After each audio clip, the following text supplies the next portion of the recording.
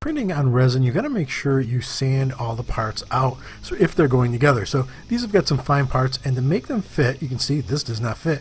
You got to do some sanding. So I rough sand, then I fine sand, and make sure you get all the areas, and then the piece will slide right in. This took a while to get this thing to fit, and then it did. I'm going to test this one. Yep, that fits.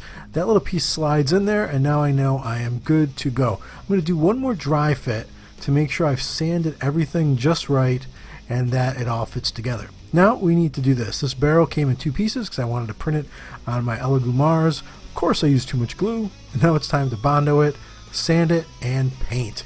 So I went ahead and airbrushed this, and I broke the airbrush out, and I'm using Vallejo acrylics, just watered down to work with it, and doing the bullets, doing everything, getting it all set up, and I am super happy with this finish. It's a little too bright, so I'm going to actually knock it down a little bit later, but now I need to do some details. So I'm using the blue tape to tape some things off. Now here was the scary part. I thought this was way too silver looking at the references, so I went ahead and watered down some Vallejo acrylic with a black and a tiny bit of blue and worked it into the cracks, and there's some water in there to thin it out. And I am just painting this thing and not letting it sit too long, and then wiping it down with a paper towel. And I am super happy with how this thing turned out, this finish. It was just what it needed, that little bit of black to give it sort of a mottled look and not be so bright, because every reference I saw, it was a darker color, and I just couldn't seem to nail that when I was airbrushing it. So I was super pleased with how this turned out. I went through and did this to all the pieces to make sure it all matched up. Again, wiping it down quickly with a paper towel, and trying to make sure the colors were totally matched up, and I think I was able to do a pretty good job with it. Okay, now I'm going to do one more quick dry fit just to make sure everything is all lined up and works together. Snap that guy into place, and it still spins. I'm going to put the hammer on, and I decided to use a brass rod and mark it with the snippers and then cut it out later with a little hacksaw. Now this does come with a file you can print, but I found it to be a little too fiddly and fine, and it just didn't work well, so I used the brass.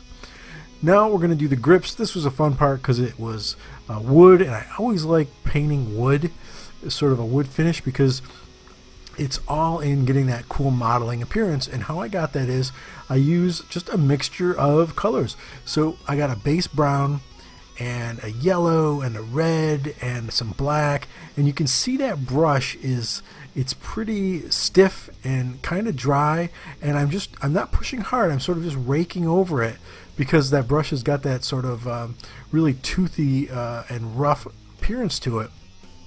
You get some nice sort of rake marks, and I'm just going to go through this entire thing and just model it. And you want to get it's a tricky thing because you don't want it to look even and uniform, so you really just work around hitting different spots, and there you go. And now I went ahead and painted some detail in the pentagram, and on that, not really sure why I went so fancy with this little fine brush. I think I wanted to play with it because I'm going to go ahead and wipe this thing down anyway to really age it a little bit more. Now I wanted to get some like griminess to it, so I'm using a paper towel, some black, and a little bit of water, and you can see it now. It's got this grime to it, like it's been handled, it's been used, and the Winchesters have taken out tons of baddies with it. Now we're going to go ahead and put this pin in. I had cut it off, and I'm just pushing it in with a file and checking my movement. Everything's still working really well. Fantastic. Now we're going to glue in the this top part here that the cylinder will attach to, and I'm just gluing it in, trying not to use too much glue because I don't want that glue to seep back and make my hammer not work. Now we're going to put the cylinder on, and it's fitting in there still just nice. That's why I dry fit things, to make sure everything's working well. You don't want to get to the end and things not fit. Now we're going to attach pretty much the whole assembly here, and wow, I am so happy with the finish and how this thing moves. It is so cool.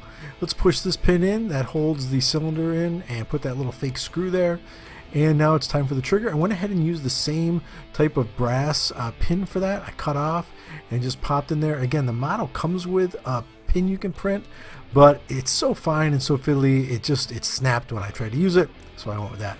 Ooh, it's starting to come together. Putting in the grips. These came out so well, so happy with them. To make sure they're nice and flush and they're in there, I went ahead and used a clamp. Be careful, don't clamp too hard, you might crack it. This is a hollow piece, so I could have easily went through it. Now finishing up some details with some rub and buff and some black with some water in it, just to sort of get all those little age details. Dirt in the screws, a little bit more dirt in some of the filigree, just to really give it that, you know, age look in the corners of the handles where your hand rests. And I forgot the back, so I'm going to go ahead and hit that right now.